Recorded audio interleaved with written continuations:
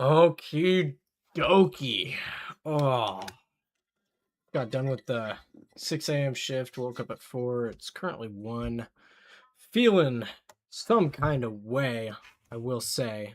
Um, Slide this mic a little bit forward. All right. Let's see what we got up in here, up in here. What a lovely day in the United States. United States. United States. As Trump always calls it, the United States of America. Yeah, let's start with hmm. What are we doing? What are we starting with? What was in our stream title? I don't even know. Man. I'm in such zombie mode, bruh. Oh. Okay, yeah, let's start with this. $25 minimum wage. All right. Oh boy, thank God I paused it because it's coming out of my monitor speaker. We don't want that. We don't want that. We want it out of the wireless cloud to HyperX headphones. All right, let's do it. We are here to introduce a simple piece of legislation that stands for a simple premise. A minimum I don't even wage know who in the this United is. States Who of is this America guy? should be a This is living Chris wage Murphy. in the United What States. state is Chris Murphy from? This is the most powerful, the most affluent, the wealthiest country in the world. There is no reason that somebody should go to work full-time in Junior this country U.S. Senator and not be representing able the to state pay their of bills. Connecticut. Right? There is no excuse for it. In a world where we just created the first trillionaire, in a world 1.5 where trillionaire. the top 1% of Americans collectively hold 13 times the wealth of the bottom 50% of Americans, it's not like we don't have the ability to pay people a dignified wage. We have just decided not to do it, and we are here to say that it is time that everybody that works makes a dignified wage, that everybody that works in this country is able to pay their bills. And by the way, we are not alone. Now, some people are going to say, well, wait a second, jumping. So my only thing is, right, like you can pass a million laws mandating a new minimum wage every fucking 2 decades, but you're never gonna outpace inflation unless you actually adjust for inflation. It's ridiculous. And if you have the minimum wage adjust for inflation and cost of living, then you won't have to worry about doing this stupid fucking, and they will never do that. They'll never do that. And the reason they'll never do that is because if they do, they're doing it for, or if they do, they have nothing to campaign on in the next decade. You know, it's obvious. Republicans want to campaign on the minimum wage staying low. The Democrats want to campaign on it being higher. And they do that every decade. And every once in a while you get a flare up. And then, it's like, what the fuck are we doing, man? But, who knows? Maybe some of the DSA people, if they ever get into the positions of power and they actually hold a majority at any one point, will, at that point, yeah, they'll pass the minimum wage adjusted for inflation act or whatever the fuck you call it, and it'll keep a stable, adjusting, yearly growing minimum wage that people can live on. I doubt it. I doubt we'll get there in our lifetimes. Maybe we will. Maybe we won't. We are kind of at a breaking point with this country, so it's about damn time we make some serious changes. I think we're probably going to see some like serious fundamental changes in our lifetime because there's no way that this system can keep up with a collapsing empire, so we're probably going to see it change, but we'll find out. As far as $25 minimum wage goes, yeah, it's good. It's good. I think Seattle, the minimum wage, or no. What is the minimum wage in Seattle? It's pretty high. It might be higher than $25 an hour. It's Seattle minimum. It's 21.30. Never mind. But yeah, I think these are it's definitely good to push. I don't really know how the minimum wage process goes. I think typically it gets negotiated down, so they're starting at 25. It'll probably end up at like a 15 or a 20, but who knows? Maybe that's not how it goes. Maybe you set a number and if you win, you win. I don't know. I think it probably gets negotiated down though in order to appease the Republicans and cross the aisle. Um, it's interesting. They're doing this right before the midterms. I wonder if their plan, I don't really know what their plan is. Maybe their plan is to pass it after the midterms once they get more motion. But for the meantime, it's just talk. It's just talk. That's all it is. So yeah. Anyways, let's listen in. From $7 an hour to $25 an hour. That's a big jump. Well, let me tell you two things. First, we didn't pick this number out of thin air. $25 is the amount of money that you need to just pay your bills on a weekly basis. It's not a luxury wage. Second, if wages had just kept up with the increase in worker productivity, right, instead of the increases in productivity accruing to the benefit of the 1%, guess what the minimum wage would be today?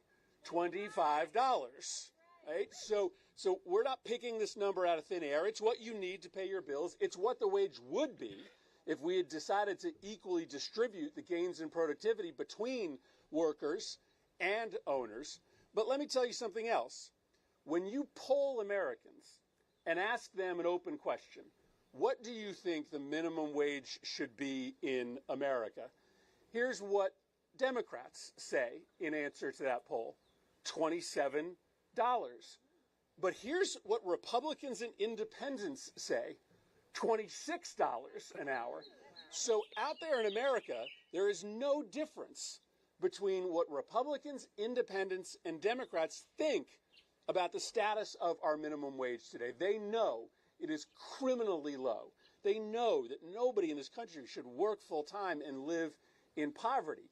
And so, well, for the time being, this may seem like a tough political issue here.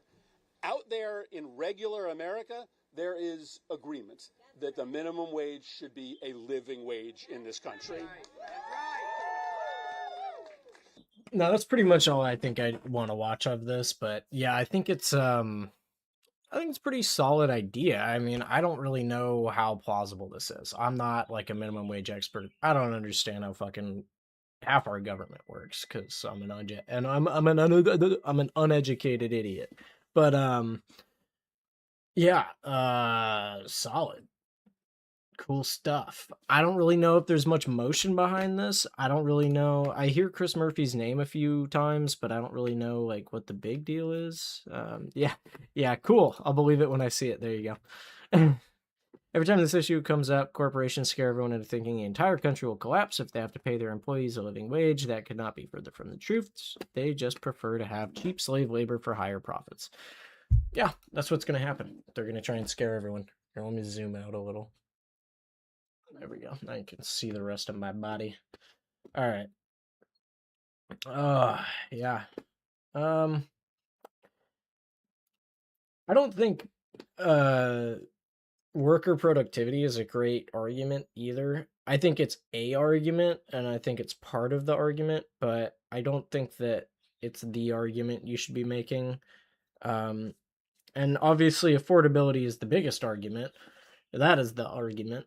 But I think running on a populist message and like a common sense message is probably the better take, being like,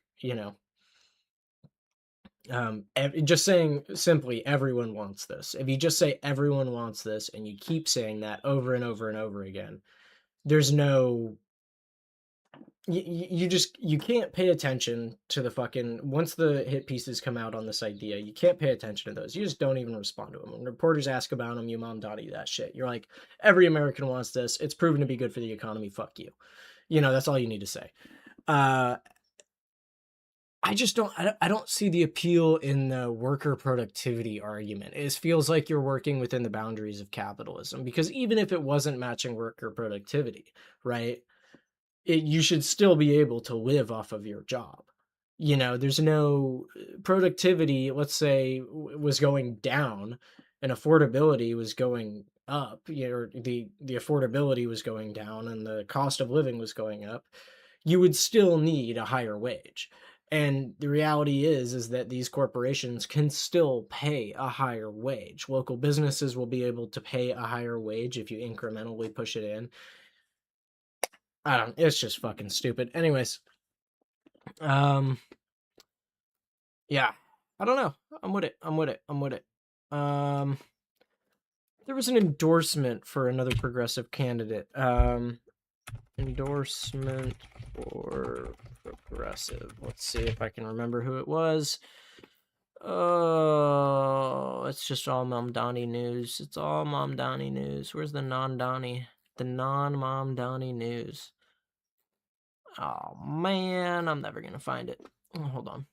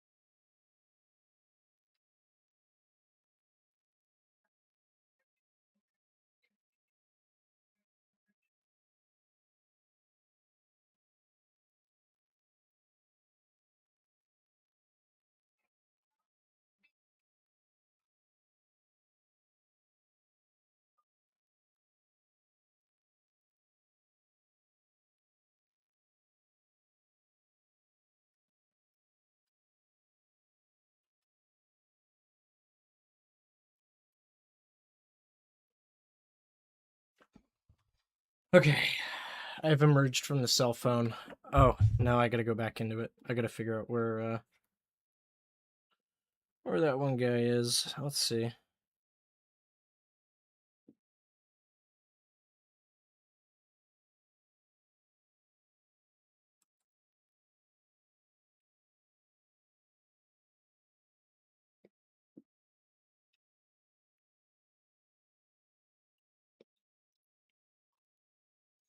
All these candidates in my head, man, I get them mixed up.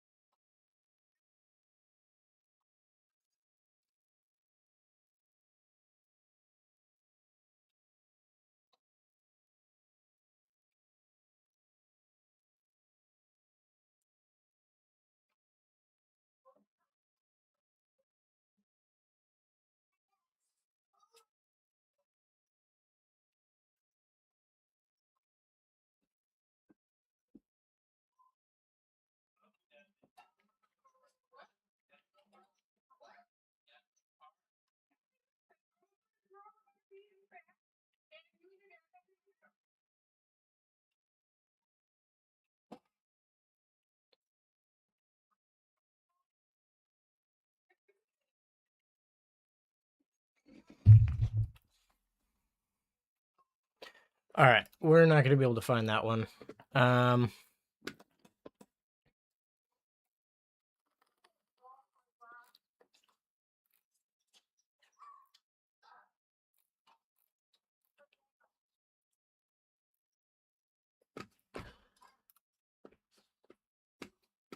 Might show up in the feed here.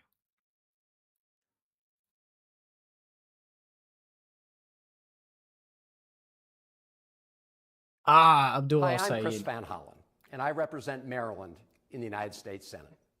Michigan has a critical Senate race coming up, and I'm making this endorsement because we need to elect Democratic senators and a Democratic majority this November who will help us take on a lawless and corrupt Trump administration. We need fighters in the Senate who want to dismantle a broken status quo that is not working for the American people. We need senators who are willing to rid our democracy of a corrupt system where big money special interests rig our economy and our politics in favor of the billionaires at the expense of everyone else. That means we need folks who are not only ready to fight the Trump administration, but folks who will also challenge a Democratic Party establishment that too often sides with big corporate special interests at the expense of working people. That's why we need Abdul El Sayed to represent the great state of Michigan in the United States Senate. We need Abdul because he recognizes that our healthcare system is enriching hedge funds at the expense of patients. He recognizes that we need to get rid of the middlemen and lower costs by implementing Medicare for all. We need a senator who believes that the biggest polluters, not all of us, should pay to clean up the messes they create. A senator who believes that you should not have to pay higher electric bills to fund data centers for the richest corporations on the planet. A senator who will fight for an America where unions are strong and paychecks are big enough and costs are low enough that everyone in Michigan can afford to live with dignity. A senator who wants to end dark money in elections. A senator who is a strong voice for peace and against starting wars. That candidate is Abdul El Sayed, a native Michigander, a fighter for workers who's been endorsed by the UAW, a doctor, a public health professional, a husband, and a dad.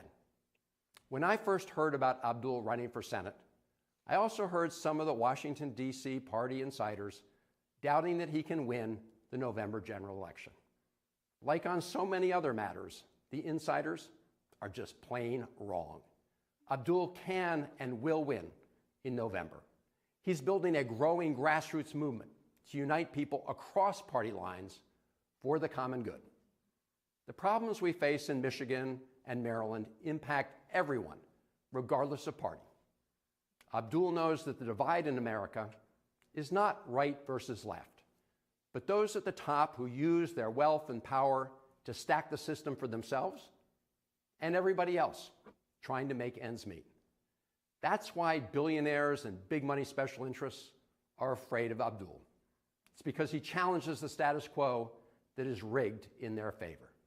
That's why outside special interest super PACs are spending millions and millions to try to defeat him. But I know that voters of Michigan understand what's at stake, and they don't want to let billionaires buy a Michigan Senate seat. The people want a senator who will stand up for them. That candidate is Abdul El Sayed, and that's why I enthusiastically and proudly endorse him for the United States Senate. So I don't really know if that was a very progressive politician speaking. I think it's probably a good idea for me to go and do some research on him. Chris Van Hollen. I think he's pretty progressive, right? Let's take a look at Chris Van Hollen. Chris Van Holland. Let's see.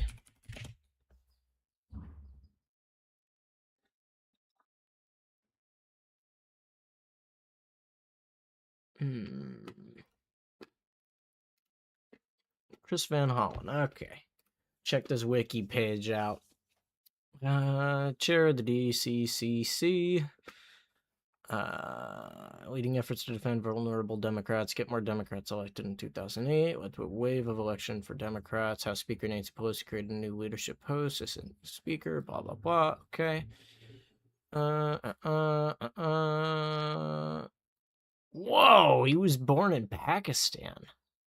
The whitest guy you know was born in Pakistan. What? Shit. Hold on, I gotta fix this. Hold on. Let's see. Do this.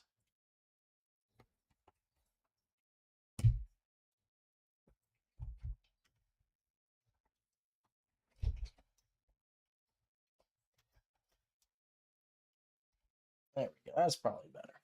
Maybe. Probably maybe better. Yeah, that is better. Okay. Whitest guy you know was born in Pakistan. Foreign Service Officer, Deputy Assistant Secretary of State and Near Eastern Affairs. Kind of checks out. That makes a lot of sense. That's what I expected. House of Representatives, blah, blah, blah. Tenure, political positions. 100% score from the League of Conservation Voters. What the hell are these? Environmental advocacy. Okay, cool. Campaign website supports an increase to the minimum wage, sick leave, an expansion of the earned income tax credit, equal pay for women, an increase in child care tax credit, and financial transaction law tax. Yeah, I mean, I don't know. He seems cool. You kind of have to hear him talk in like certain interactions and things to really get to know what he's up to, and follow him through the news to get a good idea. But yeah, for the meantime, he seems chill enough,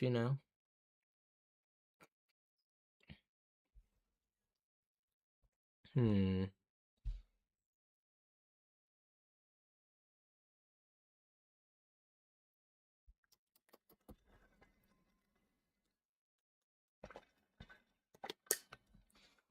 Hmm.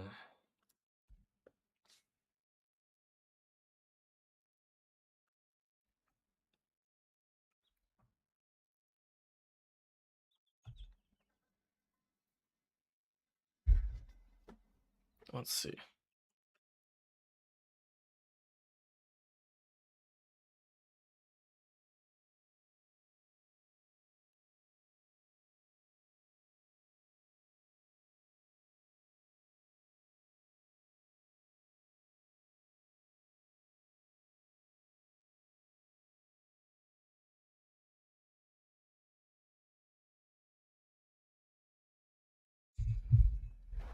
Okay.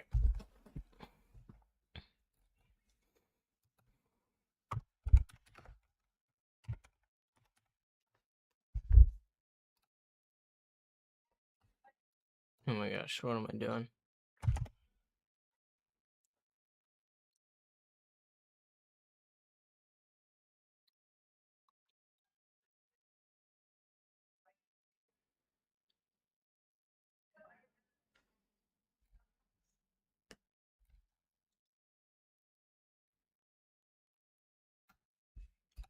Mamdani's three candidates win, right? And This if you is the see guy that Mamdani's Hassan's three always candidates that watching. won and what things they've said, one of the candidates that won said, Vinny, what was the words on what she said? I Is was this Darlisa Chevalier? wipe my you know what with the American flag. This person hates America. Period. So I forgot. I'm to voting get for that napkins, lady. So I just wiped my hand on the American flag behind me. Yeah. Folks, this is who won, okay? Just so you know. This is who won. Hell the yeah. person that says, I will wipe my hands with, what is this story? Okay, now I might have to commit election fraud, man. I might have to put my name This as is the New person York. that said that, right? Okay. So they win. On They The keep View putting out people yesterday, like this. they're having a conversation about what this really means to the Democratic Party, okay? What it really means to the Democratic Party.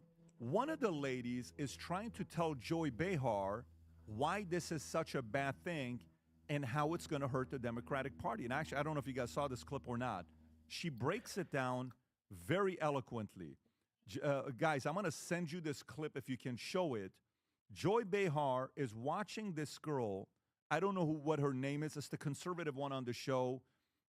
It's the conservative one on the show that evil. Biden is a rapist and a war criminal, and bleep Kamala Harris. These were not people running on an affordability agenda. These were left-wing extremists that were elected last night at the expense of moderate Democrats. So a seat that you guys do need to win if you want to take back the House. I don't like the way she sounds at all. Well, that's what I'm saying. Really? I don't like the way she sounds at all. And the profile right there, when you see that woman right there in the center with that hair and the cheekbone makeup, and you walk up to their table and you say, I'm ready for your drink order. She looks at you and she says, you can give my salad for the help. You know, that's the type of motherfucker we're looking at right here. True story, by the way. Happened to me. Yeah, no.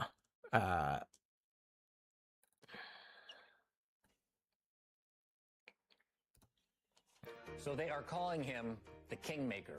This week, every single candidate endorsed by New York City Mayor Zohran Mamdani kicked down the door of the Democratic establishment and announced that they're not going anywhere. 3 for 3. Brad Lander won in the 10th Congressional District, beating incumbent Congressman Dan Goldman. Darlisa Avila Chevalier ousted incumbent Adriano Espaillat in the 13th District. And in the open 7th District, Claire Valdez beat the borough president endorsed by the retiring incumbent by double digits.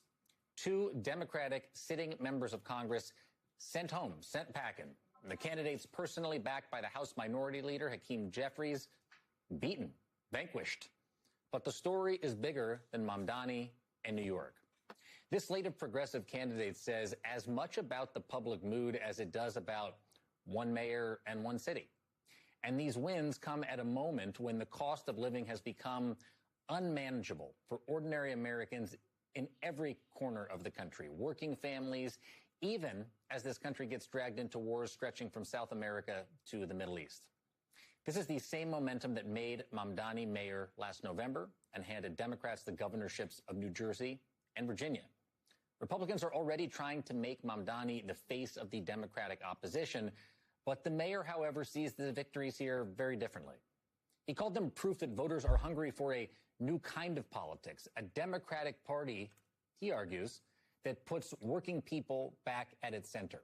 But it is worth reconciling that two things can both be true. First, this is not the clean referendum on November that either side wants it to be. Republicans are deeply unpopular right now. They are unpopular whether the Democrat on the ballot is a Democratic socialist or a centrist. All you got to do is look at the rest of Tuesday's map. While the left sweep was in deep blue New York City, moderates, of course, won the races that are far more likely to determine control of Congress. So this is less an indication of who will control Congress in November than it is evidence that the Democratic Party is in the middle of a long overdue internal reckoning. Or as Politico put it, moderate Democrats, quote, have a more fundamental fear that progressives are becoming more mainstream as they keep winning, reshaping the Democratic Party. But maybe the answer isn't to lash out at the party's left flank, but to recognize that Democrats are a big tent coalition and to meet candidates. I hate that shit so much. The Big Tent Coalition. No, you dumbass. No, you cannot co-opt this shit. No. You cannot co-opt this shit. You are the problem. This is no big tent. We're tearing down the fucking tent. This is the centrist party turning into a left party. We will not fucking stop, okay? God damn, dude. Oh, I fucking hate the big tent party politics bullshit, man. Fuck that. Oh, it's such a cop-out, like, shit excuse, man. It's such a bullshit excuse. They're just trying to fucking... Absolutely not. Absolutely not. We ain't doing no big tent politics type shit. We're kicking all of them out. All of them out. All of them out. Get them all out of here. Let's hear Abdul Al-Sayed real quick. Races unfolding in the state. As a side, there is a high Michigan in 2018. Actually, no. Let's hear the numbers. The Democratic the numbers. Let's get the numbers. Retiring. Now, for Democrats to win back control of the Senate, they are likely going to have to hold on to Michigan, which we at the moment have as a toss-up. In 2024, Michigan elected the Democrat, Alyssa Slotkin, by a margin of only 0.3%. That was fewer than 20,000 votes, while the state also voted for Donald Trump. On the Democratic side, there is a highly competitive three-way primary race to succeed Gary Peters. Among them, former Wayne County Health Director Abdul Al-Sayed, and State Senator Mallory McMorrow, and Congresswoman Haley Stevens. I want to tell you a little bit about all three here. Abdul Al-Sayed has a medical degree and a background in public health. In 2015, damn, they picked the best photo of that guy, man. Holy shit. That is the best photo of that guy I've seen. Like, genuinely. Every time I see him, I'm like, I don't know if he's got the face for politics. But that, they did him justice there. God damn. Health director. He ran for governor of Michigan in 2018, losing in the primary to Gretchen Whitmer, the current governor of the state. He then served as the health director of Wayne County. He's widely described as progressive. He centered his campaign on calls they're for picking good Medicare picks. for all. That's a good one. Endorsement from That's a Bernie good one too. Okay, never mind. Maybe I'm just seeing the bullshit. Left a career in industrial design to run for the Michigan State Senate, where she was elected in 2018, knocking out a Republican incumbent. In 2022, she went viral for a speech standing up against Republican attacks on LGBTQ kids. A self-described pragmatic Democrat, she's running a campaign highlighting accomplishments like raising the state's minimum wage and has the endorsement of Elizabeth Warren. Haley Stevens worked for President Obama's auto industry rescue and created an online job training program for manufacturers. Dude, I hate this lady. She's so irritating to listen to. She's so irritating to listen to. Republican-held seat. According to reporting from the New York Times and Politico, she's aligned privately with the Democratic Senatorial Campaign Committee. The Minority Leader Chuck Schumer has said that he supports her. Stevens has the endorsement of something called the Mod Squad, a group of moderate Senate Democrats. The Mod Squad, dude. Oh my god. I hope I get shot by the fucking mod firing squad. Dude, the moderate squad. Oh my god, please. No. Please no, dude. The Mod Squad. You cannot. Oh my god, dude. The only people who are ever out here saying that phrase are fucking like moms at brunch, dude. I should be at brunch type motherfuckers. Oh my god, dude. I could be at brunch right now. Signs in the street so that no kings fucking. I'm here with the Mod Squad, dude. How do they? Project 2026, or no, it was 2028. Project 2028, the Mod Squad. How do they keep coming up with the worst fucking names for everything? How do they keep fucking just like ripping off of all the other original politics? Like, you cannot be serious right now. Oh my god. Israel candidate, and AIPAC has promoted her candidacy. While yeah, she lost. She lost right there. She lost right there. She lost.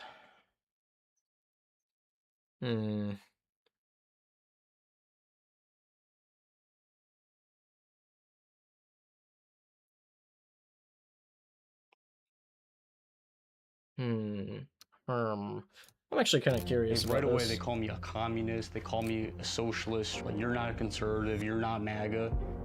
That's what people say. You cannot be that. Time out. You cannot be MAGA and Mamdani. Why not? Why can't you be? To me, it's the most natural thing in the world. When Zohran Mamdani, a Democratic socialist, met with Donald Trump in the Oval Office, it wasn't supposed to go well. The president has been repeatedly referring to him as a communist. But then... Congratulations, Mr. Mayor. The better he does, the happier I am. We're going to be helping him to make everybody's dream come true. That was the most fucking crazy moment about his first couple months was this. That was like, what the fuck is happening? And it makes sense too, because Trump has like a game respects game mentality where he just like, he's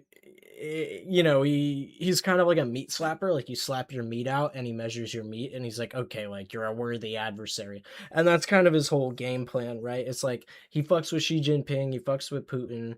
He doesn't fuck with like Macron or some shit, like he doesn't really give a fuck for all the people who got no game, but the people who got game, he's like, oh, I love this guy, he's my new favorite guy, even though it's like literally your sworn enemy. Like the entire deep state is geared against this person, and he's just like, I love this guy, he's my favorite guy, he's the greatest guy. It's insane. Started looking at me like I was a fortune teller, like I had somehow told the future, and I started believing it. Something strange is happening in New York City. A new group of voters is emerging, and they're quietly challenging our most basic assumptions about politics. What box would you put me in? I wouldn't say really any box at this point. In 2024, New York shifted to the right, more than it had in decades. Just a year later, the city swung back to the left, electing its first ever socialist mayor. But here's where it gets weird. It's not even weird. It's literally just affordability. 2024, they elected Trump on the promise of affordability. Guess what? 2026, they fucking do the same thing. They elect Mamdani on the promise of affordability. And guess what? 3 more candidates come up, and they're promising affordability. Mamdani endorses all 3 of them. Affordability maxing. They're affordability maxing. It's what they care about. That's literally it. It's not fucking hard to imagine. It's not hard to understand. It's affordability and populist messages.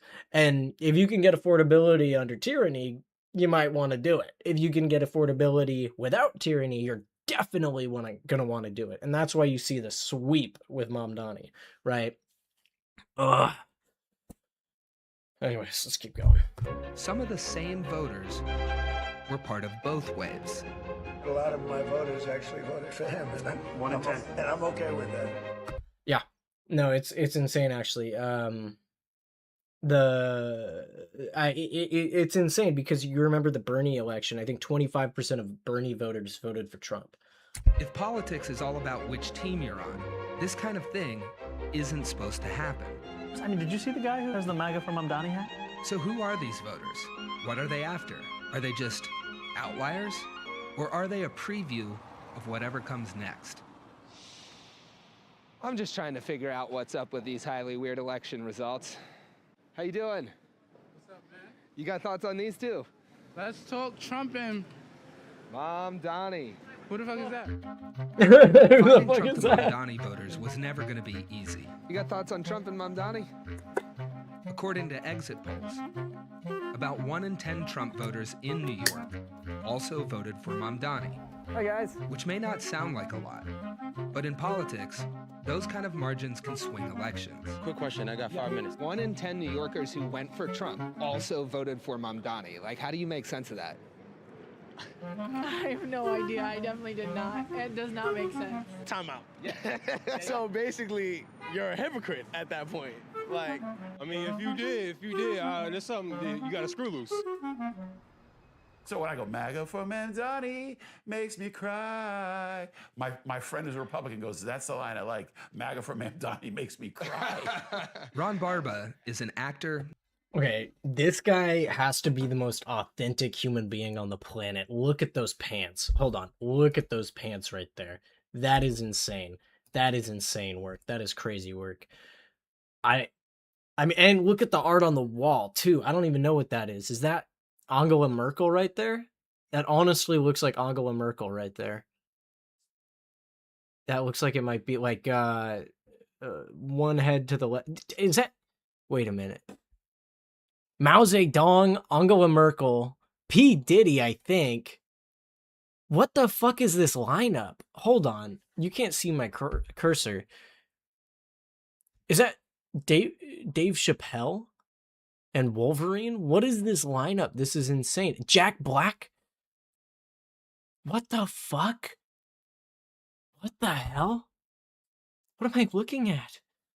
A stock trader and the unelected leader of MAGA for Mamdani. I think a lot of people, right from the jump, they look at MAGA for Mamdani and it's confusing. That was the most beautiful thing. When I showed up at the rally, is to see the faces. Oh my God, bro. Oh, hell no, man. What the boom, a home run right from the get-go. We had someone come to our Forest Hills rally with a hat that said MAGA Mamdani. Different news outlets asking me questions about it. Literally, that's one of those moments where I was like, is this AI or not? Because you never know these days, but he's real, right? Yeah, yes, this is real. People taking pictures with me immediately, and people started commenting. It is like your standard New Yorker behavior, right? Like put on a crazy outfit, put on a t-shirt with some catchy slogan and just go and like stand with a fucking glitter jacket on. You know, like that is like standard New York activities. Oh my God, I didn't even see his table. Look, it's got bird feet. His table has bird feet. I love this guy, dude. This guy is sick. This guy can't be MAGA. What am I looking at? I don't know why it was natural to me. That is where you could go do the psychological, analysis of me. It's easy to dismiss Ron as an outlier. And in a way, he is. Most Trump to Mamdani voters live in working-class immigrant communities across the city. And many belong to a group that the Democratic Party has been losing for years. What's up, brother? Young men. I was not born here. I was from Sri Lanka. I just became a citizen. So. Hey, congratulations. If you were a citizen, would you have voted for Donald Trump? Yeah, absolutely. And you voted for Mamdani? Yeah, Mamdani, yeah, obviously. What's up with that? Help us understand that. I mean, they both want the same thing, affordability. Affordability. Who would have thunk it? Wow, boom. Wow, boom, boom, boom. My mind is blown. Who would have ever thunk it? It's so fucking obvious, dude. It is so obvious, bruh. Oh, man. I think that's all I can do with this video. I'm not interested in that shit. That is so boring, dude. It's just affordability all the way down. Everything is about affordability right now, bro. This economy is fucking corrupt, bro. It's literally everything. It's literally just all affordability across the board. All of the politics is about affordability. Like affordability in Israel. And like Israel is just like Americans have never cared about other people's fucking wars. The only reason people care now is because it's a litmus test for, one, how fucking like evil someone is, and two, whether or not they're going to be taking money from super PACs that fucking will end up, other super PACs will also end up fucking affordability. That's really all it's about.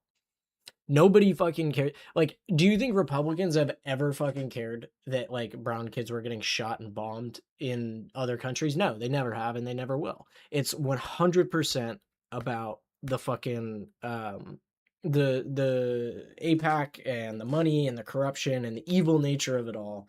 And that you can bundle into a package and sell it to a Republican easily. You can easily sell it to a Republican. What you can't do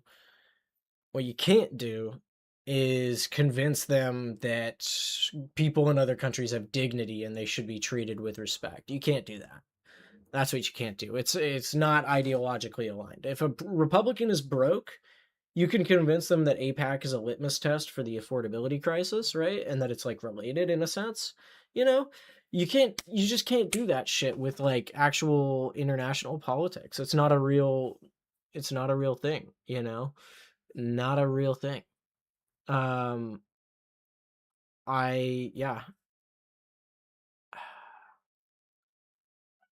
don't know.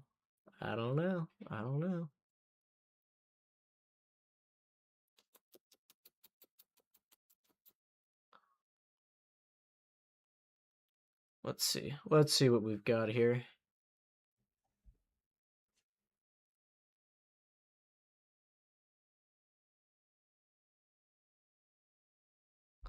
Let's watch this. Next conversation today is with Mayock Quiros, who's one of 3 Democrats running for Congress in Colorado's 1st congressional district, which is largely Denver. You can see our extended interview with Wanda James in the same place that you are watching this interview. The incumbent Democratic Congresswoman Diana DeGette declined to appear and take questions. Mayock Quiros, thanks for your time. Thanks for having me. Congresswoman Diana DeGette has represented Denver in Congress for about 30 years. Why should voters fire her and hire you? Because the Congresswoman, I think, has really failed to meaningfully push the kind of progressive legislation that we need preference for working families. She wants in a this country. right-wing agenda. She, I believe, has failed to do so because she's taken millions of dollars from big pharma, big energy and oil, defense contractors. And Denverites know that the only meaningful way things change in this country is if we have leaders that are unbought and unafraid. Denverite sounds like some kind of parasite. Like, it sounds like, makes me think of bed bugs, man. Denverite. I got Denverites in my bed. Right. And so because she's refused to stop taking that corporate PAC money, I think it's time for a change. You draw that direct line between the money that she receives and the votes that she casts and the stances that she takes. Yes. Lots of people give to campaigns, lots of organizations give to campaigns because they believe in what the person stands for. What evidence do you have that she's changed a belief or refused to take a stand because of cash that she's received? What I identify in her voting record and its relationship with some of the companies that support her is a direct relationship with either advancing their agenda or doing nothing to advance the agenda of working people. So for example, she takes a lot of money from big pharmaceutical companies, from big health insurance companies, and the crowning achievement that she constantly touts is the Cures Act, a piece of legislation that frankly was just a big giveaway for a lot of big pharmaceutical companies. And Senator Warren and Senator Sanders both said this as this bill was getting debated. And again, she takes all this money from these big pharmaceutical companies that were benefiting from this specific piece of legislation. Another example is the fact that she's voted against cutting the Pentagon budget by 10% twice in the middle of a pandemic when those resources were sorely needed. She's taken donations from the defense contracting industry. Those are direct connections between her votes and Wait, I'm not following. One more this money time. from these big pharmaceutical companies that were benefiting from this specific piece of legislation. Another example is the fact that she's voted against cutting the Pentagon budget by 10% twice in the middle of a pandemic when those I'm sorry, is she trying to say that the CDC is part of the Pentagon?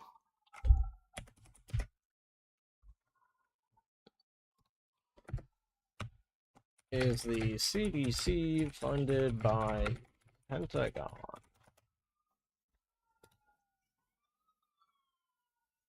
I wonder if she just misspoke, because this doesn't make any fucking sense to me.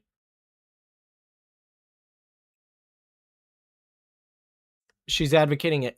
She's saying that this... Hold on. Maybe I just need to rewind further. Like, something is not adding up in my They mind. believe in what the person stands for. What evidence do you Oh, have shit. that she's changed a belief or refused to take a stand because of cash that she's received? What I identify in her voting record and its relationship with some of the companies that support her is a direct relationship with either advancing their agenda or doing nothing to advance the agenda of working people. So for example, she takes a lot of money from big pharmaceutical companies, from big health insurance companies, and the crowning achievement that she constantly touts is the Cures Act, a piece of legislation that frankly was just a big giveaway for a lot of big pharmaceutical companies. And Senator Warren and Senator Sanders both said this as this bill was getting debated. And again, she takes all this money from these big pharmaceutical companies that were benefiting from this specific piece of legislation. Another example is the fact that she's voted against cutting the Pentagon budget by 10% twice in the middle of a pandemic when those resources were sorely needed. And she's taken donations from the defense contracting industry. Those are direct. I think she had to be misspeaking or something. That doesn't make any sense to me. If she's taking donations from, I don't know, maybe it's my soy libtard brain, but I don't know, man. Oh, I don't know. Direct connections between her votes and the donations she receives. I don't think I've ever heard you say that the Congresswoman is corrupt. You use kind of a different phrasing with it, but when people hear you say she takes money and then she votes the way people would want her to vote, some people might look at that and say corruption. Yeah. Do you view it that way? I think the system is corrupted. I think we have a campaign finance system that incentivizes our representatives to take money from these companies, from these industries, with the expectation that it's going to help them get reelected because that's their #1 priority. I think the Congresswoman is doing her best to try and represent the people of this district, but it's not good enough right now. We are looking at multiple crises on the front of the economy, on our democracy, on our climate, and we need representatives that are fighting aggressively to progress our agenda. And frankly, sometimes the thing that corporations and special interests get out of donating to a campaign isn't proactive legislation on their front. Sometimes it's just that they sit there and keep a seat warm. So I think sometimes people tend to think of the current strife within the Democratic Party as being between centrist Democrats and leftists. Diana DeGette's not a centrist. She's a progressive Democrat. But you just feel like she hasn't been an effective progressive? Yeah, she is the least effective member of the Colorado Democratic delegation. Measured how? By the Center of Effective Lawmaking. Okay. Congresswoman DeGette says that if Denver sends her back to Congress, then she'll be in a position to lead the Health Subcommittee, and she says she'll be able to wrangle the votes for Medicare for All. Do you believe her? I believe that she'll try, but I don't believe that Medicare for All would ever get passed while we still have a majority of representatives in Congress taking money from big pharmaceutical companies and big health insurance companies that will effectively be legislated out of existence if we get Medicare for All passed. So you don't doubt the fact that she would earnestly try? Because she says that would be her big deliverable if she's sent back. And if she were to get it through the subcommittee, that doesn't actually guarantee passage of that legislation. What guarantees passage of that legislation is building the coalition necessary to actually get it done. And the only way we're going to get that coalition is if we vote out the Democrats that are taking money from those industries. Best I can tell, Colorado has never elected a self-described socialist to Congress. Not in the current era with Democratic Socialists of America, DSA, not in the previous heyday of socialist candidates in, say, like 1900 to 1930. What do you say to Democratic primary voters who are not socialists, who are capitalists, and are deciding who to vote for in this race? Yeah. Well, first I'll tell them that we already have socialism, right? It's in the roads that we drive on, it's in our fire stations, it's in the public schools we send our kids to. What I'm calling for is the same security that we have in those institutions to be in our healthcare, to be in our access to nutritional food, to be in making sure that we have universal child care and universal elder care. We're embarking on a new era right now where AI is going to change the entirety of our labor economy as we know it, and we're not ready. We're not ready for what it looks like when all these jobs potentially. I don't know if anyone gives a fuck about.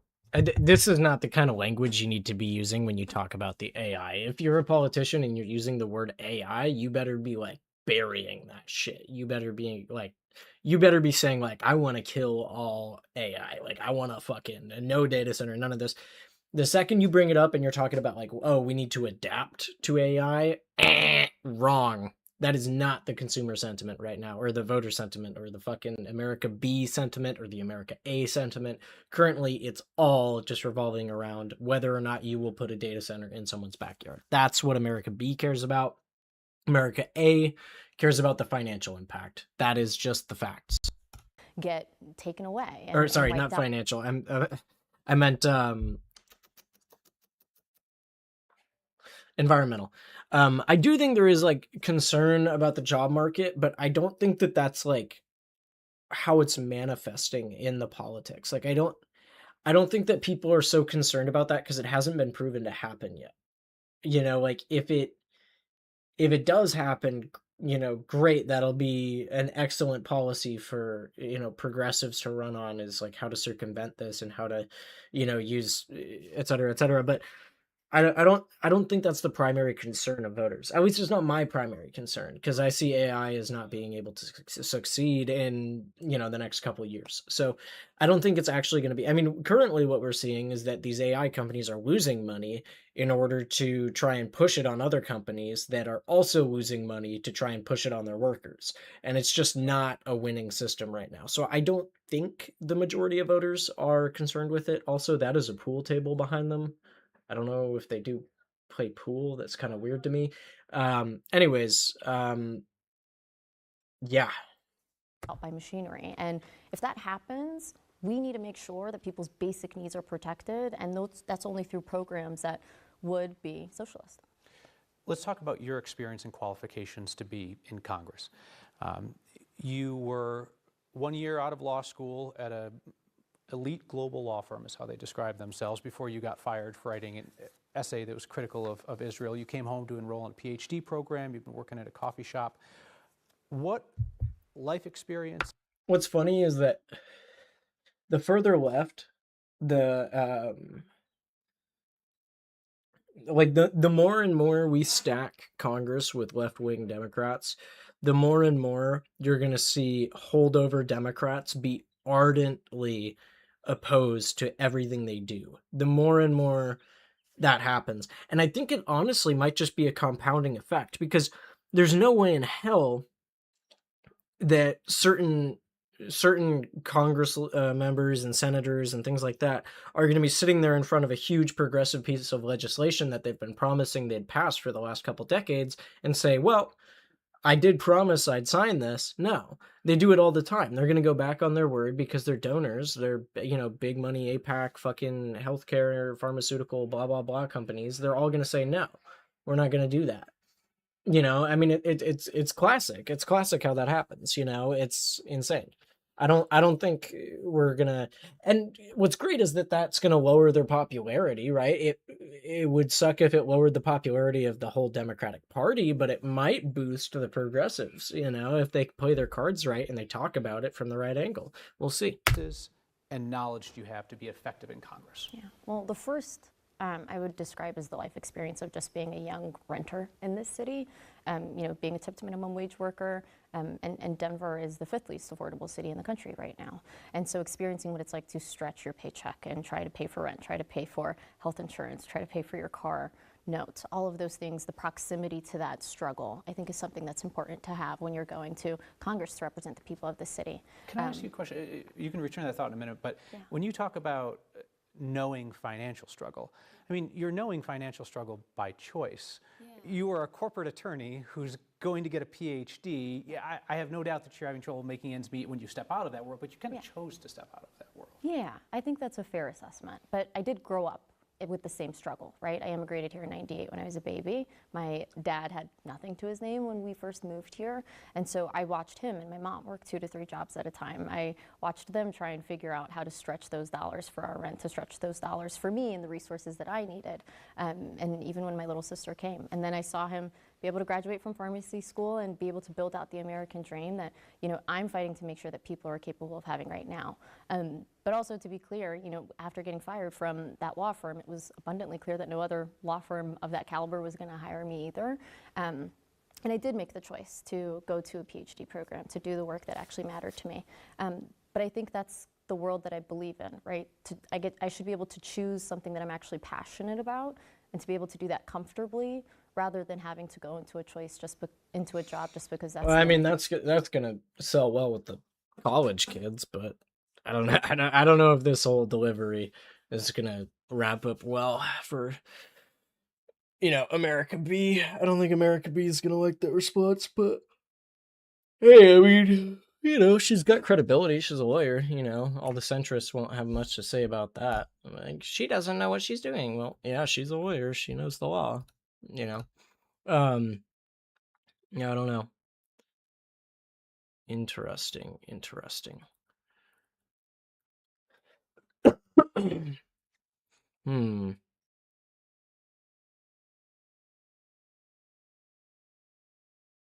Oh, I never even saw this. Verlander, we came on the air just a couple of minutes ago as the numbers were still coming in your race. I'm going to do something a little unusual here, so I want you to bear with me. Not many candidates are on CNN when they hear this music. But we do have breaking news, and we can now project that Bradlander will defeat the incumbent Congressman Dan Goldman in the Democratic primary for New York's 10th congressional district.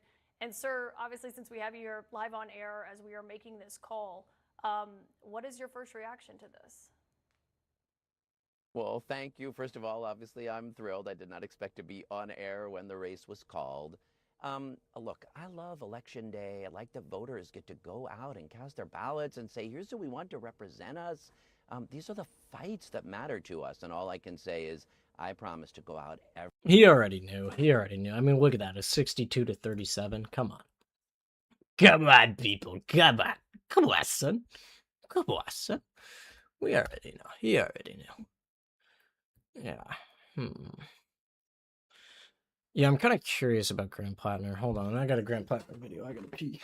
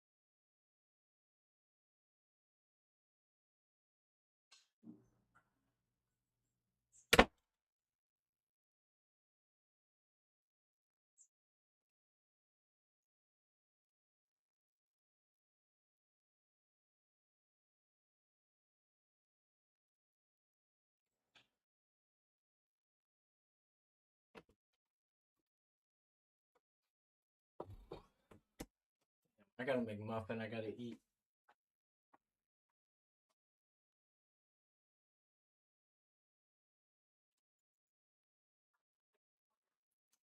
Oh, fuck. I threw it away. Threw away my fucking McMuffin. It's insure time, baby. It's insure time. Insure this, insure, baby. As of now, the smoke has at least temporarily cleared over Graham Plattner's candidacy for a United States Senate seat in Maine. On Tuesday the 9th, Plattner overwhelmingly won the Democratic nomination for the position. He scored 72.3% of the vote, projecting his trademark salt-of-the-earth, working-class vibe. He won more primary votes than any other Democratic Senate candidate in Maine history. I am a son of rural Maine. I was a kid who picked blueberries under the July sun, and then one day, I was a kid who signed up and left to fight for his country.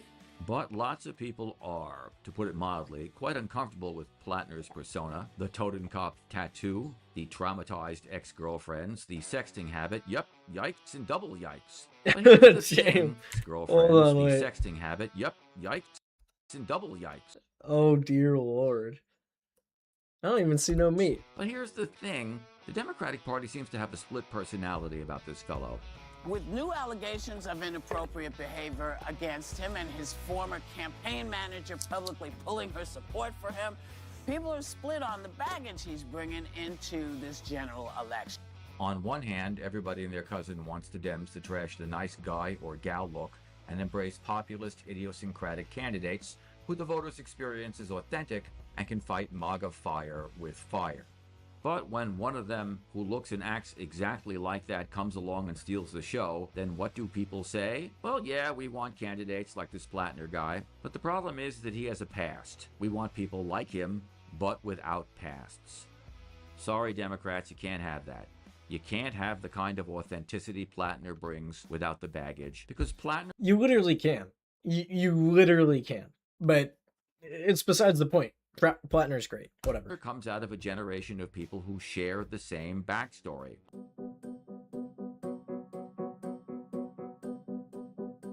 I call them the wounded generation.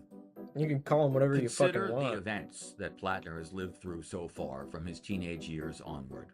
Graham Plattner was born in 1984. He was 17 years old when Al-Qaeda attacked the World Trade Center on September 11th, 2001, and the USA invaded Afghanistan. He was 18 when the US invaded Iraq. He did 4 tours of duty in Iraq and Afghanistan, starting in 2005, a year after the Abu Ghraib prison scandal. When he returned to civilian life in 2001, disillusioned with both wars, the United States was still in shock from the economic collapse of 2008 and 2009. An entire generation of college graduates became chronically unemployed and moved back in with their parents, wondering what the point of their education was. The Occupy Wall Street movement was at its height. And now these young people had a new way to share their pain with the world. Mobile phones and social media, Facebook, Instagram, Twitter. Okay, we tools that get it. help Like, what are foment we looking at, revolutions, Brad? But oops, also caused anxiety and depression in millions of people, especially the young. In 2012, when Plattner was 28 years old, the USA was already unraveling. The right-wing Tea Party was winning state legislatures across the country, while the city of Ferguson, Missouri exploded over a police shooting of a young black man, sparking the Black Lives Matter movement. Meanwhile, millions of Americans embraced QAnon, a bizarre online cult that insisted that the USA was controlled by a pedophile ring. As all this transpired, life got harder for young people. Skyrocketing housing costs, burdensome student loan repayments, and diminished job prospects. By the time Plattner celebrated his 32nd birthday, Donald Trump, polarizer-in-chief, was elected President of the United States. President Trump finished his first term just as the USA was beginning to recover from the COVID pandemic, which killed over 1 million Americans. Then Trump's term concluded with the January 6, 2020 riot on the Capitol building. Plattner was now 35 years old. This is not just Graham Plattner's timeline. It is the timeline of... This is an incredibly boring video. barely talks about Graham Plattner whatsoever. I thought it was going to be a little like short snippet we could watch that would work with my attention span. It was not. It was fucking boring as shit.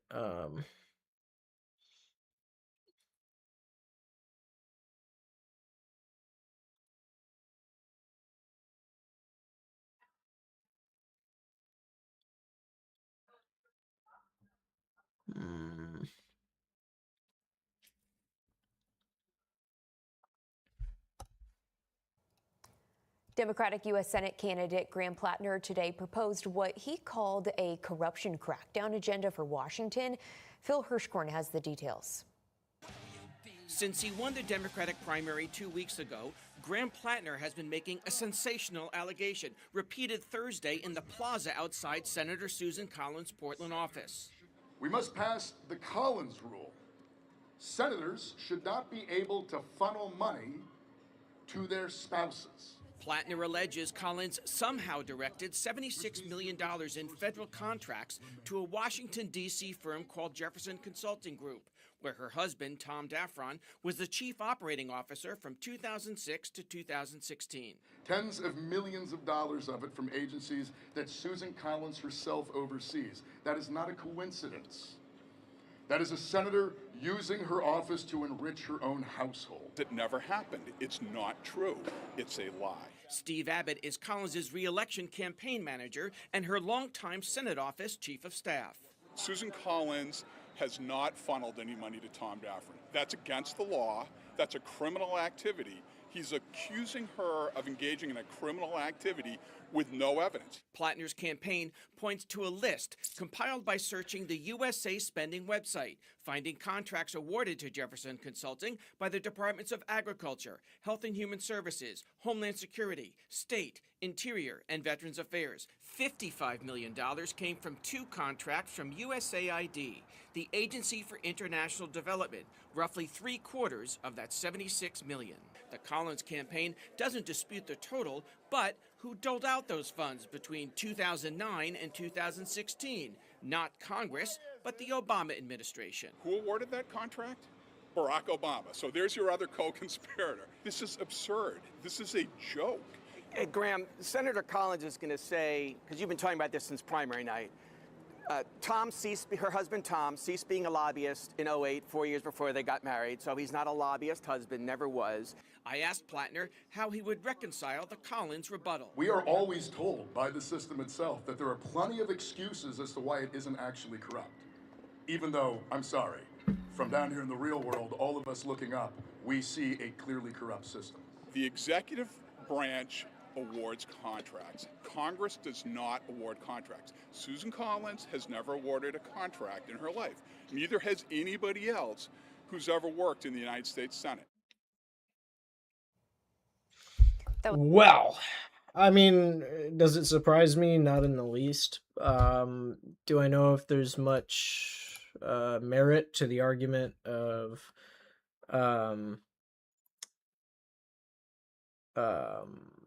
Susan Collins? I doubt there's any merit to it. But I don't know. I'm not certain. I am not certain.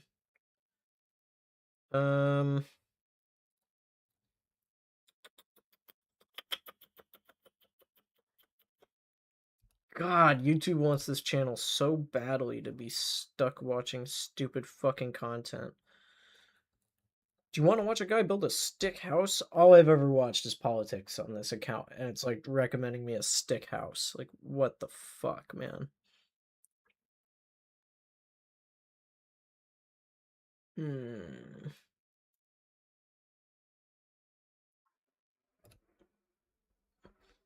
Got some live Bernie. America after himself,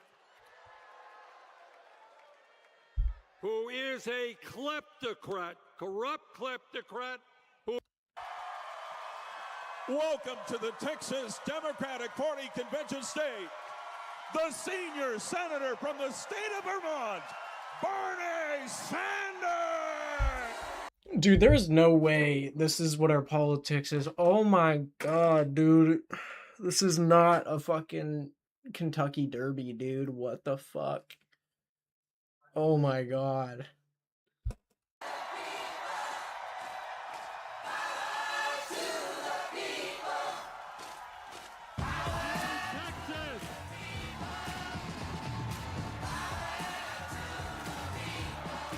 Is he gonna have to sit through this whole song? First of all, that might be copyright.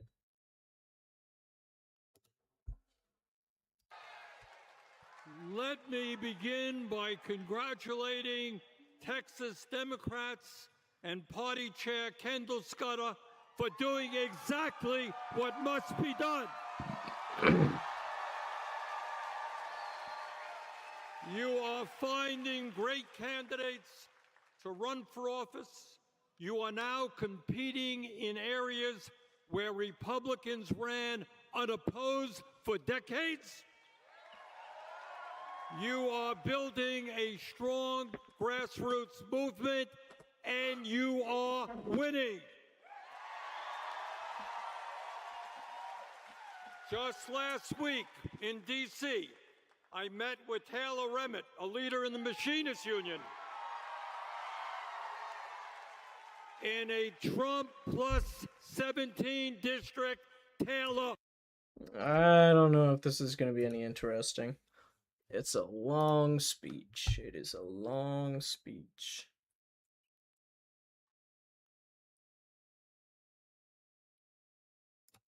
Now, this might be interesting.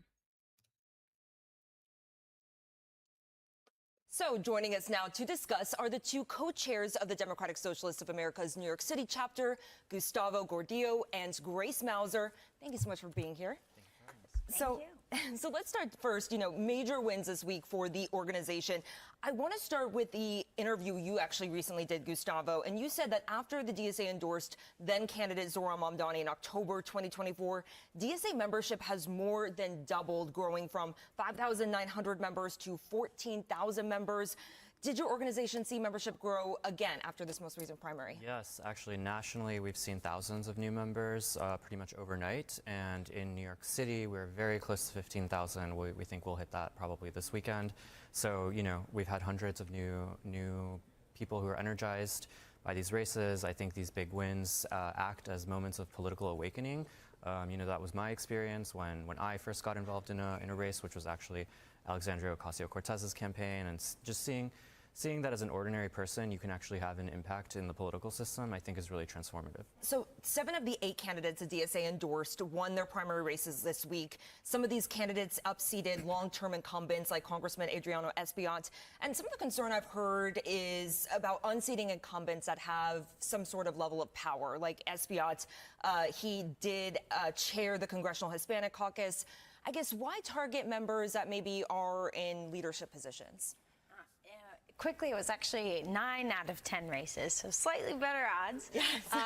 But the reason we chose to run in the races we did is because we look at data of past voting history, we look at where members are, we look at where progressive and socialist voters are, but we also think about, are the incumbents that we're running against fighters?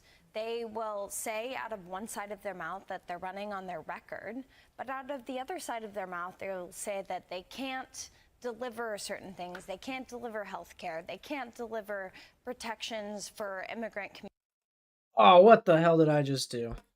So joining us now to discuss are the Alexandria Ocasio-Cortez's campaign, and They'll say out of I 100% agree with what they're saying here. I think that this is a great way to frame it, is that, all talk, all bark, no bite when it comes to these fuckers. It's like as soon as they step through that door, every campaign promise becomes a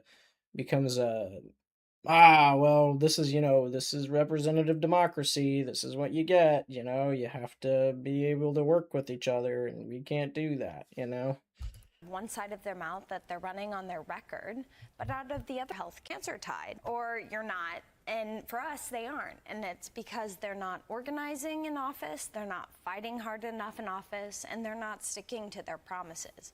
So we want to replace them with people who maybe on paper have some similar ideas, but are actually going to stick to those ideas, take it a step further, and not only empower themselves in office, but empower their communities and build organizations outside of the halls of power. It often seems like, though, that the DSA tends to target Democrats maybe a little bit more than Republicans. Are there any seats that you guys are looking to flip here when it comes to Republicans?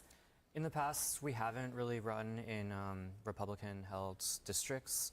I think it's something that we should look at in the future because ultimately we are aligned with the broader Democratic Party that we need to be fighting the Trump agenda. We want, we ran these campaigns on specifically fighting the deportation machine, abolishing ICE, combating, the wars that Trump is getting the country involved in, fighting funding for Israel.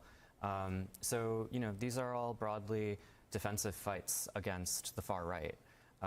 So I do think it's something we have to look at in the future, but so far we've mostly focused on Democratic primaries. Now, there was one DSA candidate that lost on primary night, the 9 out of the 10, the 1 out of the 10, Conrad Blackburn, who is challenging incumbent State Assemblyman Jordan Wright. But there could still be, I think, as many as 16 Democratic Socialists in the state legislature next year. And Grace, I read an interview you recently did as well, talking about how you had a conversation and the DSA had a conversation with Assembly Speaker Carl Heastie about some of the concerns challenging incumbents. Explain more about that conversation. Yeah, it I think was a very productive. I'm doing good. How's it going? Carl is a Carlin. Carl is a Carlin. Are you Carlin, Carl? Ugh. Conversation. We were meeting with him to discuss our Tax the Rich campaign, in which I think Speaker Heastie was mostly on our side and wanted to make sure that New York City wasn't in a deficit, and also is interested, I think, in the short term and medium term in raising taxes. But Speaker Heastie is also very protective of members of his caucus, which makes a lot of sense, and asks that we stop challenging incumbents, which is not something we can do. That's really a core piece of our strategy on how we grow. We can't just sit around and wait for open seats and run for those, although we've certainly had some. The stream has been going well. Nobody has showed up. You're the first viewer of the day. So thanks for tuning in. I'm exhausted as hell though. I woke up at 4. It's currently 2:30 here in California, so yeah, I'm trying to muster up the energy. Some success, including this year doing that, but we have to challenge incumbents. We know we'll have the opportunity to do that. It is awesome. Every 2 It years. is awesome. And it sends a stronger signal when you take out an incumbent versus winning an open seat. So there's a lot of reasons we have to do that, and we always strive to be honest about our strategy and our dealings, and we were honest with. This lady's hard to listen to. I mean, not very public speaker brand, I'll say that. Oh, I currently play, let's see, let's take a look at my I've been playing a lot of DayZ. I've been playing some, man, it's really just DayZ. I play Magic Online, like Magic the Gathering Online. Let me take a look at my Steam library here, jog my memory. Yeah, those are the only 2 games I have installed. I mean, I used to play a ton of games, but I haven't played games in a long time. I was thinking I might try and like replay Skyrim or something, but I don't know. I don't know. What about you?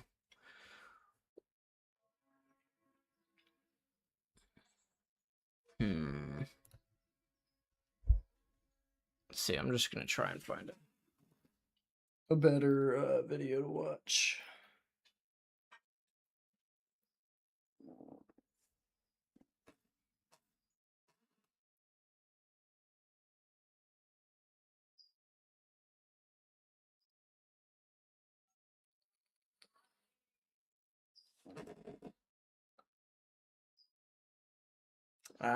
Minecraft. Actually, I do have Minecraft installed. I haven't played it in a while.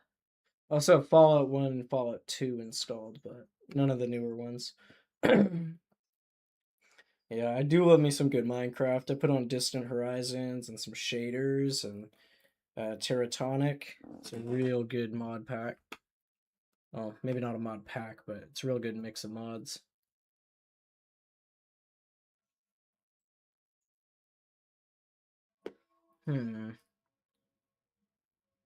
Yeah, it's good stuff. Minecraft is a banger. I grew up on Minecraft.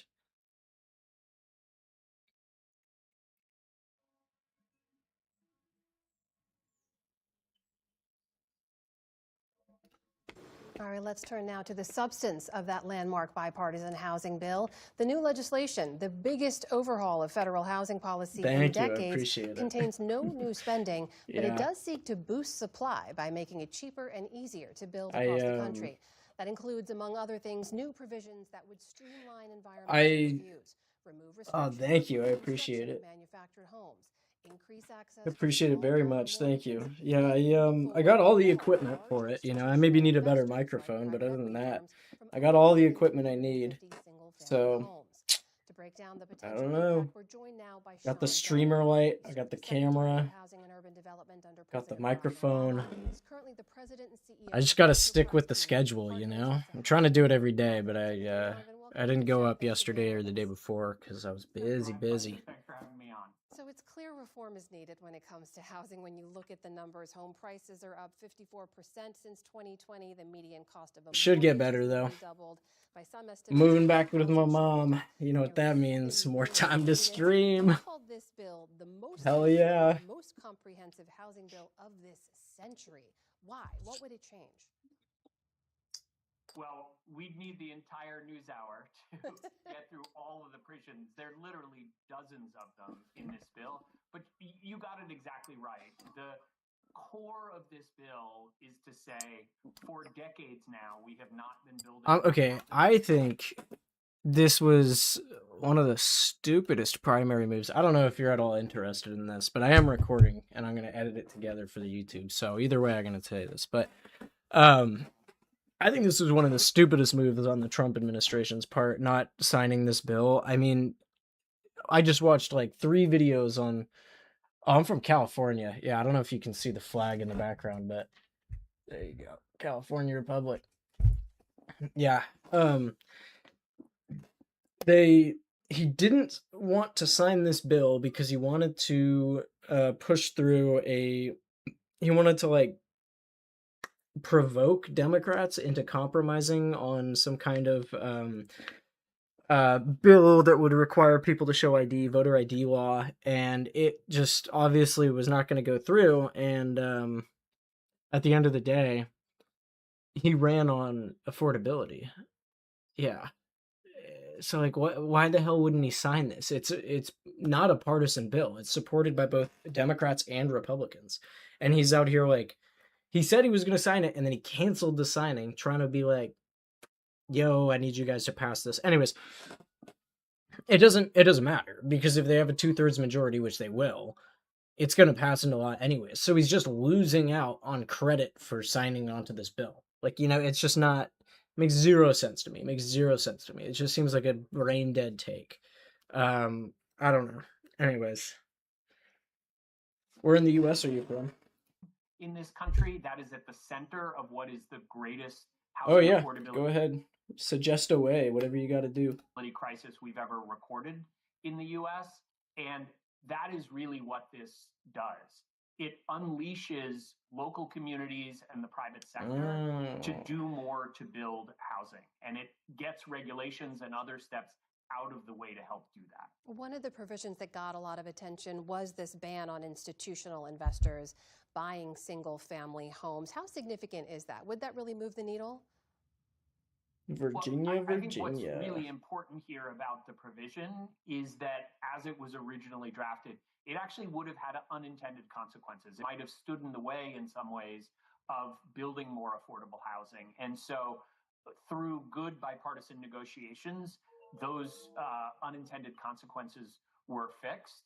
But I think stepping back, there is no single silver bullet in this bill. It is really the sum total of the pieces that make it the most comprehensive legislation that we've seen. And I do think those are provisions that are a wide range, but will really take local implementation to have an impact on families. I'm okay. I spent a lot of money on that once, and it didn't come out the way I wanted, and I don't have a lot of money now. I get a lot of people coming in and trying to plug their art. I appreciate it, but I'm okay, thank you. Keep up the good work, though. I know you guys work hard, so definitely keep it up. Lives in this country. So let's talk about that implementation, because the reforms, as you mentioned, range from environmental reviews to zoning restrictions, single-stair buildings. They seem very specific and I'm niche, sorry, I taken can't one do by it. one. I'm not But the making timing rent has to this be an month. issue, That's why I'm right? It's moving gonna in with my take mom. years, if not decades, for some of these new rules have a real impact on the housing market. So can the bill have enough of a change fast enough for it to make a difference in Americans' lives? Look, I think you've put your finger on a really important point here. We didn't get into this crisis overnight, and to solve the housing supply challenge, we're not going to get out of it overnight. And my organization, Enterprise Community Partners, was central to helping to shape some of the provisions. But we're now gearing up. In some ways, we've been saying here, Congress did its job. Now it's time for all the rest of us to do our jobs. And it really is going to take mayors and governors and local councils, state legislatures to get onto this. The good news is that they know this is the #1 economic issue for most American families. Affordability is at the center of our politics, as you've just said. And housing is the single most expensive thing in people's American families' lives. And so I'm seeing real urgency on the ground. And that's what it's going to take to move this as quickly as possible. I'm sure you've seen some of the criticism that says this is sort of a collection of reforms around the edges that won't really truly combat sky-high housing prices. And we also heard from the president today, who sort of dismissed the bill of minor importance, as he put it. He focused on interest rates. He said it's all about interest rates if you want to cut into this problem. What's your response to those concerns? Look, it's very clear that interest rates have a big impact on housing, but that impact waxes and wanes, right? It goes up and down with interest rates. We have a long-term building crisis in this country around supply, and the sooner we take it on, the sooner we're going to solve that crisis. And what I would also say is that there are key provisions in here that could be transformational. It will depend on how they're implemented. Just to take one, we build housing in this country in a very similar way that we did 50 years ago before the computer was invented.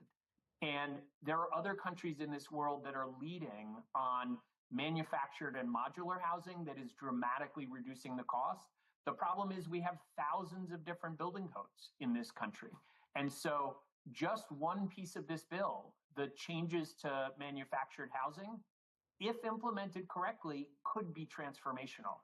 And so I disagree with the idea that none of these provisions could have a real impact. But again, Congress did its job. It is time for the rest of us to get on this at the local level, in the private sector, in the nonprofit sector, and make the promise real. That is former HUD Secretary Sean Donovan joining us tonight. Secretary Donovan.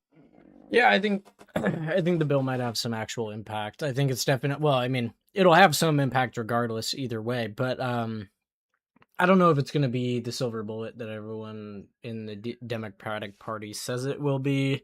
Republicans sure don't seem to be talking about it, which is crazy, or maybe I'm just not in their circles, but I haven't seen them really talking much about this. I haven't heard anything about them talking about this. So I don't know. It might be worth it. It might not be worth it for them to bring it up. I mean, well, it's 100% worth it for them to bring it up, but they might have a reason why they're not. I can't think of it, but I don't know. I think it would win them elections.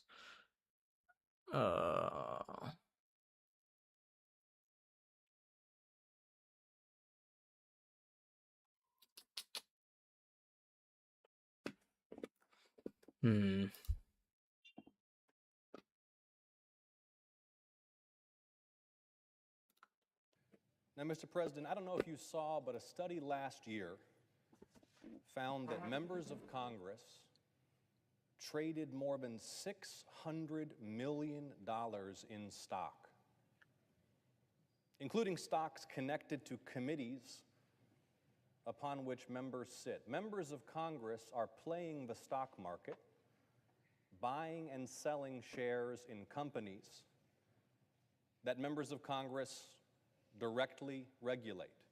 Members of Congress have access to privileged and confidential and classified information. Members of Congress make decisions that send stock valuations up and down, and all the while, members of Congress are playing the stock market. Now, we've made some progress in recent years to advance a ban on member stock trading, but the bipartisan bill that we passed successfully through a major committee just in the last year appears stalled. And it seems that the Senate majority is intent on blocking legislation that would ban members of Congress from trading stock. But, Mr. President, this is not a controversial issue among the American public. We could go to any town, any county in Georgia and ask anybody of either political party or no political party, should members of Congress be playing the stock market while we make legislation? And overwhelmingly, the answer would be no. The American people want members of Congress to stop trading stocks. The American people are sick and tired of this corruption. And in fact, this may be one of the most unifying issues in our deeply divided country. And so let's take action right now, today. We can pass this resolution. It's very simple. It says that starting on January 1st of the new year, no U.S. senator can trade stocks or cryptocurrency. Those will be the rules of the Senate. And I know there are a range of ideas about how to implement that. Let's set this clock right now. Let's come together, Democrats and Republicans, and do what's right and pass this Senate rule that beginning in the new year, there will be no trading of stocks or crypto by United States senators. The time for debate and excuses and delay and obstruction must end. There will always be some reason not to do this. But the American people see through those excuses and demand action.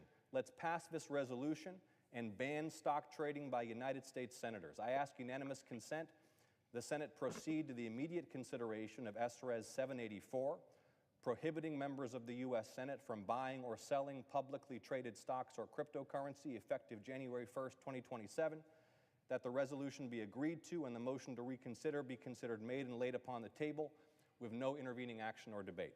Is there an objection? Mr. President. The senator from Wyoming. Reserving the right to object, I would be completely unaffected by the bill the gentleman from Georgia is proposing, because I won't be here next year. But I reserve the right to object because there are alternatives. For example, when I arrived here, I was placed on the Banking Committee. And the Banking Committee has issues that might conflict with my financial assets. So I put my meager, stress on meager, financial assets in a blind trust. That blind trust was approved by the Senate Ethics Committee. The specific language was approved by our own Senate Ethics Committee. And I don't know whether the investments that I placed in that blind trust are still there. I don't know whether they sold some and traded them for better investments. I won't find out until next January when I leave here and get my assets out of a blind trust and see what's left. In other words, there are ways to avoid conflicts of interest in the committees on which we work. There are also many restrictions on what members of Congress can do and not do while they're in office. For example, as a rancher in the West, half of my state is public land. I am not allowed by law to have a Bureau of Land Management grazing lease. It's a issue that very few people. What the fuck is she talking about? What the fuck is she talking about? And so we had to divest of that. Who gives a fuck about your grazing lease? Oh my god. Restriction. Our Ethics Committee and our Rules These Committee fucking people, can man. ensure that members comply. A blind trust is sufficient to ensure conflicts of interest are appropriately mitigated. Further, the House is currently working on the Stop Insider Trading Act, which is another vehicle to address concerns similar to the gentleman's from Georgia. So this issue is an important issue to bring up, but it should go through regular order so it can be thoroughly discussed. Another point with the bill under consideration at the moment is the language does not define cryptocurrency. So what is a cryptocurrency? Are stablecoins used for payments included? Are non-fungible tokens included? So this language needs clarification. This should go through regular order. This should go through a committee. It should be thoroughly vetted. The language should be clarified. And for these reasons, Mr. President, I object. The objection is heard. Mr. President? The senator from Georgia. Thank you, Mr. President. Mr. President, I commend the senator for having placed her portfolio in a blind trust. I'm one of the few to have done the same. I think it's the right thing to do. And if we adopt this rule right now, which will ban stock trading by senators effective the first day of the new year, we will have the time to finish the work of writing the legislation to implement this. But it's not going to happen unless we set this deadline for ourselves, because there's always some reason that keeps being suggested not to do this. In fact, I offered this same language in the Rules Committee, and it was blocked on a party line vote. It is time to ban senators from playing the stock market, period. If we adopt this rule today, we set for ourselves a deadline of January 1st to work out the details, but I assure my colleague with regret that if we do not set this deadline and adopt this rule today, there will always be more excuses and more delay, and the confidence of the American people in the integrity of this